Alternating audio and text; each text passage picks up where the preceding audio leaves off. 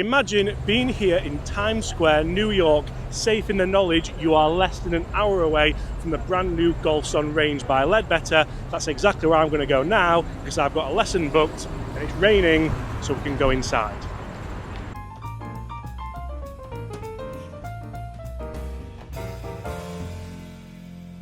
So guys, today we are once again joined by one of the world's most renowned golf coaches, Mr. David Leadbetter. David, how are you? Thank you so much for your time. I'm great, James.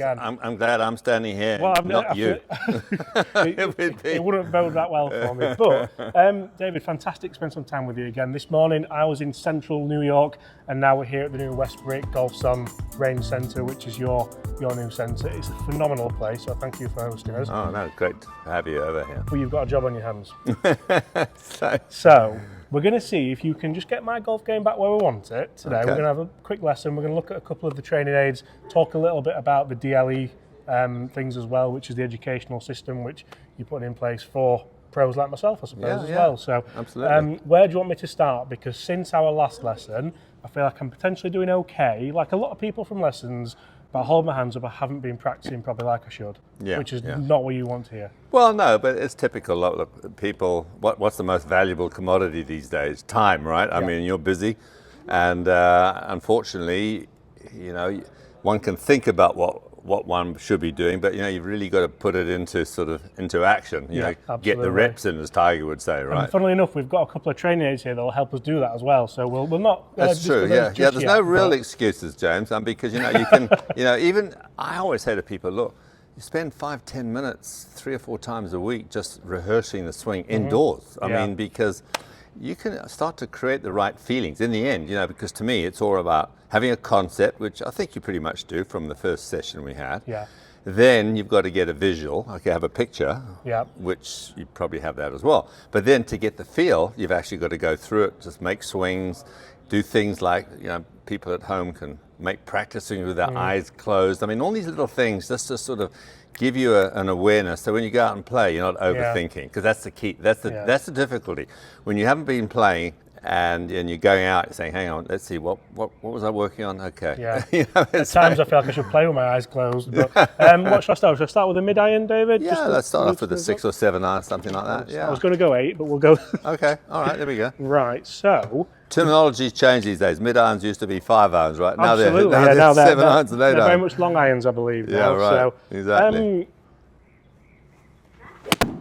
I know you like to play, and you like to practice, and I love hitting golf balls. I love hitting golf balls, and probably one of my biggest problems is I hit a lot of golf balls. I test a lot of products, as you know, and that's generally what I do for my job. But I want to be more consistent. I want to keep the ball in play more. It would be lovely to hit maybe a little bit longer as well, but I'm sure you'll do that for us, no problem. Oh, absolutely. Shall I go again? Yeah, let's go ahead. Let's see what numbers we bring up here. Well, the good news is I can see in one swing there's been an improvement in your takeaway, and you know, which is good. Yeah. You know, so you know, obviously we have this little device here that called the straightaway, which has done really, really well. Because to me, the initial move, the first move, as Arnold Palmer said, is the most important move in the swing. Yeah. Why? Because it's the first move, right? And it sets the stage for everything else. It's like a domino effect. So if you're off track to start with, and I know. You know, off screen we're chatting about Rory, which I think, you know, he's working on his takeaway now, and it's interesting how many players you see. You know, this new young superstar from Sweden, Ludvig Åberg. You know, look at the rehearsal he makes. Nelly Korda, one of the really great golf swings in the world of golf. And so this start, you know, whereby you can actually get the club moving in the correct position where the hands are and the club is out. The big problem is, you know, a golf club, especially this one, doesn't. It's nice of you to bring a club that fits me. I can't believe you've got a fitted spec. That's right. For my height. I always say this is, you know, that's probably Ian Woosney. I'm going to take that home. Ian Woosnam sort of specs. Yeah, I'm going to take that for my son. I think that one. Yeah, it's a great little tool because, you know, anytime you can just pick up a club, put your hands on it, and just make a few movements, as long as you're doing it correctly, it's going to pay dividends. Yeah. And so we look here, you know, to get the start right, and the whole key is looking at this yellow line here, making sure. This is parallel. You can see I've got these new Sonic Felder square shoes on here with square toes, and I'm actually lining up this arrow with the square toes. So what we can do easily is just put a club down. We can put an alignment stick down on our toes, but that first movement is so important. the problem that because the club is so light, generally speaking, we try to control it. We do it with our hands and our arms. Yeah. So people think, okay, stay dead still and just move it back. Well, the problem is that you've got to get the club into motion. I mean, golf's a game where we're playing with a static ball. I mean, if you think in tennis, you're sort of moving and you're going, right? In golf, right, maybe you might have a little trigger, but starting from the static position creates a lot of problems, and tension being one of the most serious problems. Yeah.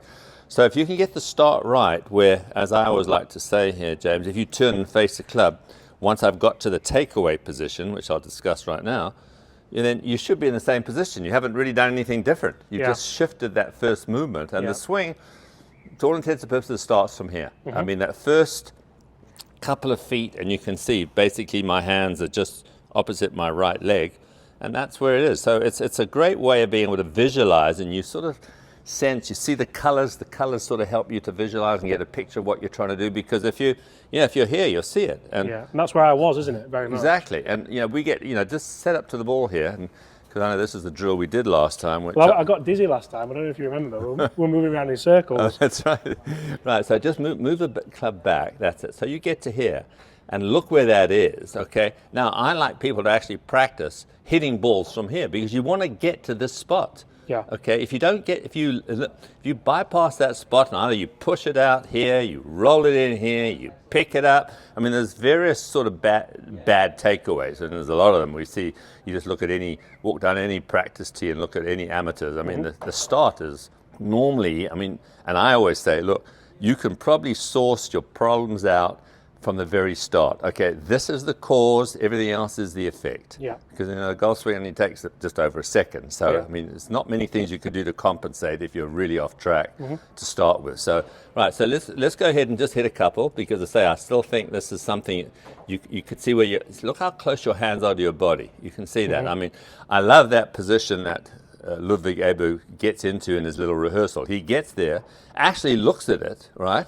Then he goes back to the ball, and then he starts to swing. But in your case right now, so you can see the hands are in. It feels like the butt of the club's getting close to your right leg. The head is out, but it's still, interestingly enough, the club head is still inside the target line. Yeah. Okay, now I want you to sort of continue your backswing and hit it.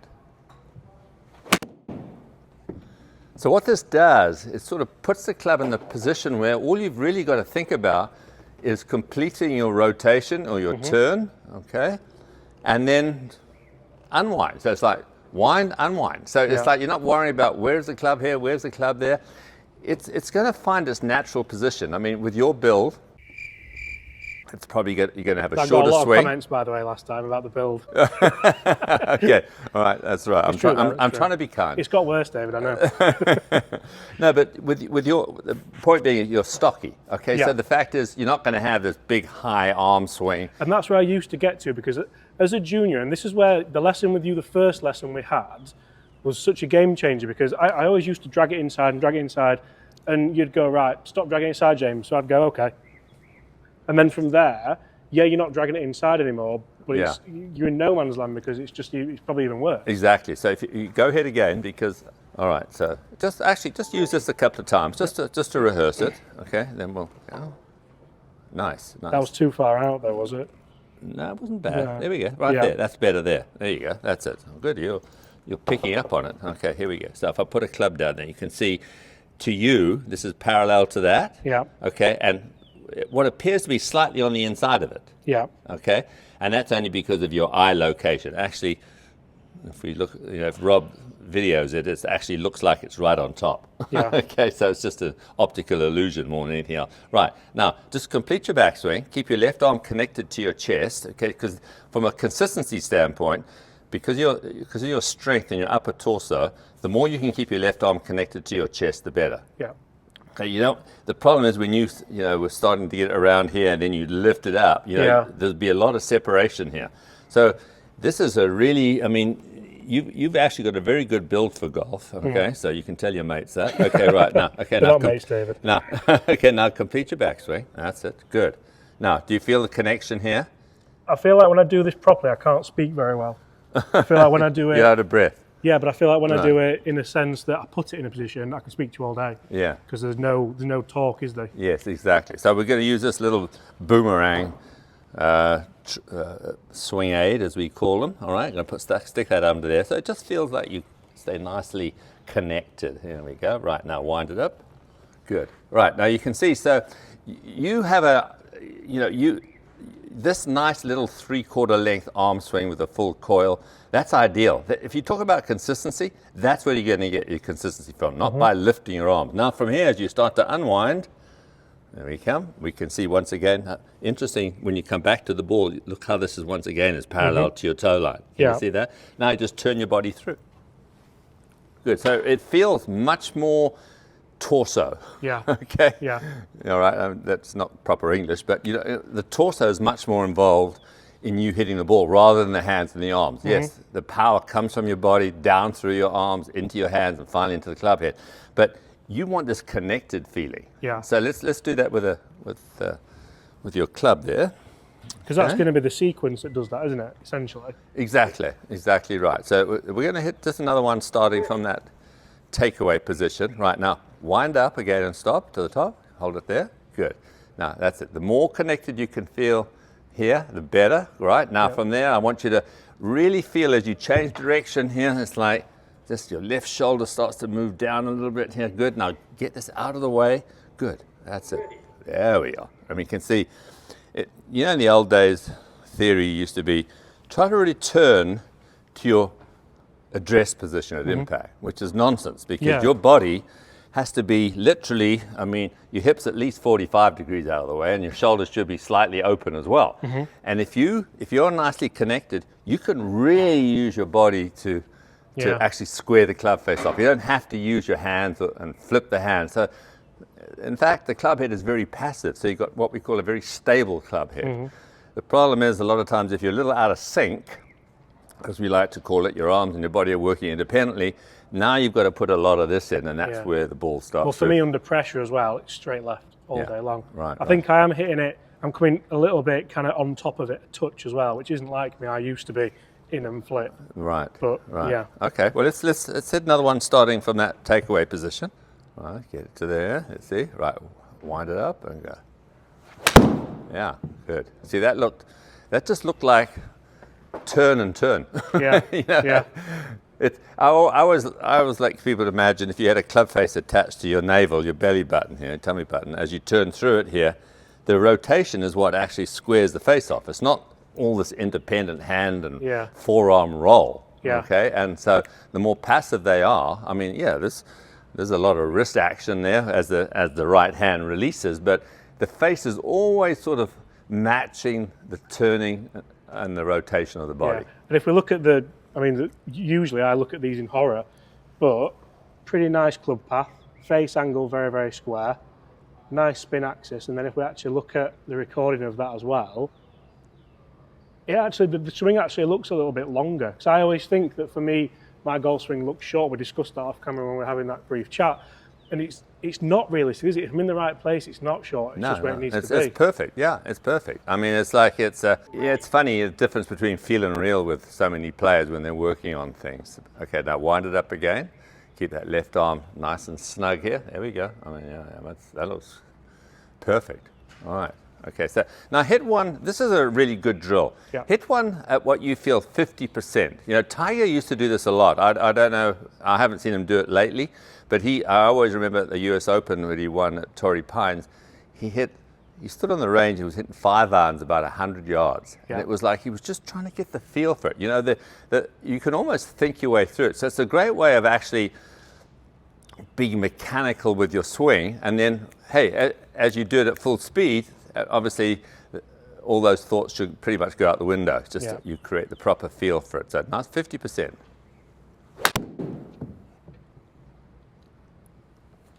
Probably a little bit more than 50, wasn't it? That's okay. That's fine. That was good though. Your posture looks great. You know, your alignment looks fine. I mean, it's always great. We got all these lines down here. You can see it. Right. So just get that. All right. Feel the start. All right. Let's go on. Okay. Now let's progress here. Now have a full swing with your eyes closed, without the ball. No ball. We're not hitting it. Just there we go. Right. Just feel the whole swing now. And again, you get a really different sensation when you do that. Yeah, no, it fell over. Yeah. too early in the day for that. Yeah, that's later. Good. Now remember, just the one key thought, as I say, I always think back to Ernie Els when people ask him, hey Ernie, how do you start your backswing? Mm-hmm. And I will guarantee you, he'll tell you, with my belly button. Okay. Right. Okay, because what that does, it engages your core. Okay, so it's really your obliques that are moving. Mm-hmm. But if you can just get, I say, it's not the huge hip turn, it's just a little shifting of your belly button to actually ignite the movement. Yeah. Okay, that's all it is. You're just starting the movement here. You're not just doing it with your hands and just with your arms. Mm-hmm. And I think that's where people go wrong a lot of times. They look at, oh, well, this is where I've got to put the club. Yeah. Okay, you don't want to put it there. It's got to be moving here. Mm-hmm. Okay. That's why you see back in the day when I worked with Greg Norman for a period of time, the only drill I could actually get Greg to do was starting forward and then swing it back. He hated doing drills. He was like, he was an anti-drill guy. Yeah. But that one he actually liked, and you saw him for a couple of years where he would actually start forward and so that movement there actually initiated and engaged his middle from the very get-go. Yeah. You know, so try that for yourself. Try that little exercise. So you start forward, almost like a left-hander's takeaway, shall we say? Just a little shift with your middle. Okay, now just get going from there. Good. It's a great rhythm drill because it gets you into the flow. Yeah. Because remember, when you're doing this, you want to try to keep as much tension out of your arms as you can.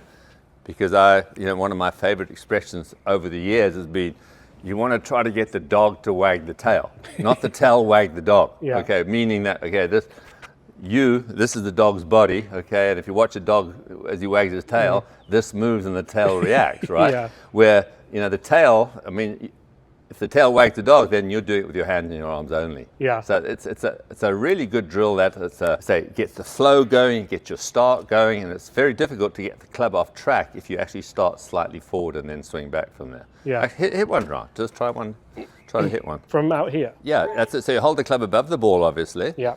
All right, so just work it back.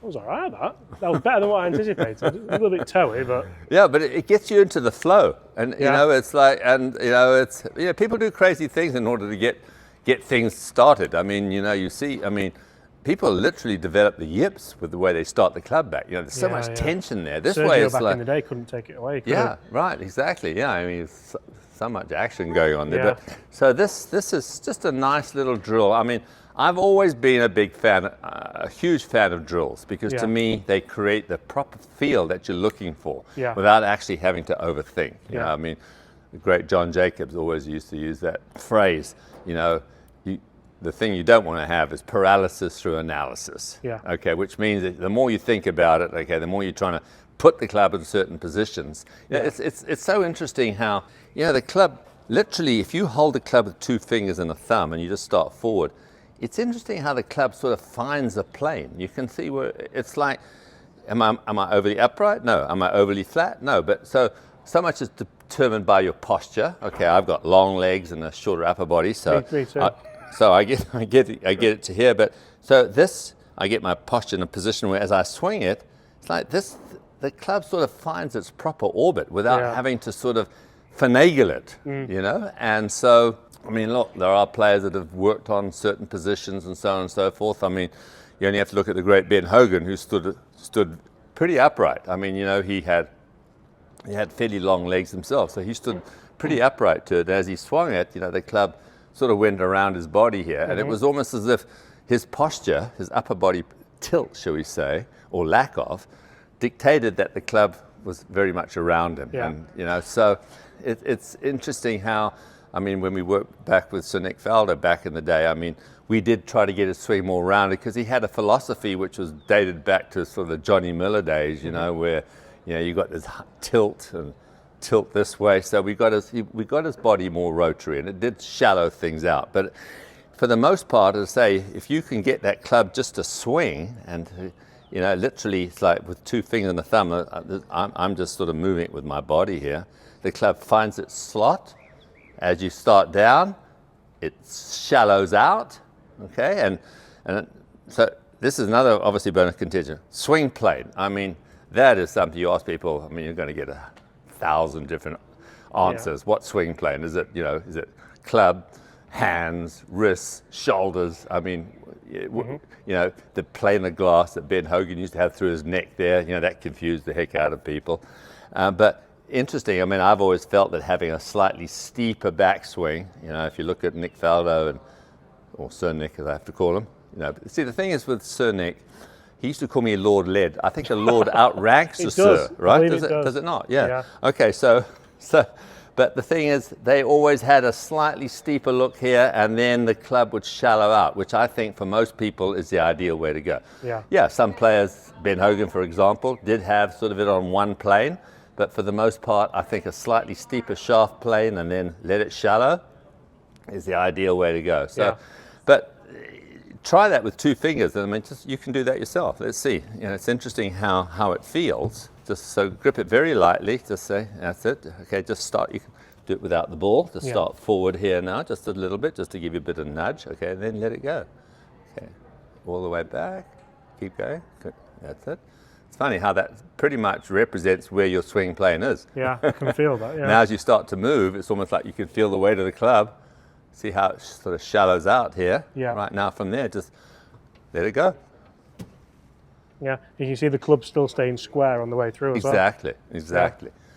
There's no sort of independent hand or forearm motion in order to square the club face off. So, you know, the theory is very, very interesting. I mean, what you're trying to do is find a motion that is somewhat repeatable, all right, is consistent. I mean, we know there's other factors involved, you know, the rhythm of the swing, et cetera, Some of that is very individual. I mean, if you look at an Ernie Els who has this sort of lazy type swing, or if you look at a Nick Price who was very, very aggressive. And so, you know, you have to go by pretty much the individual's sort of personality, if you will, you know.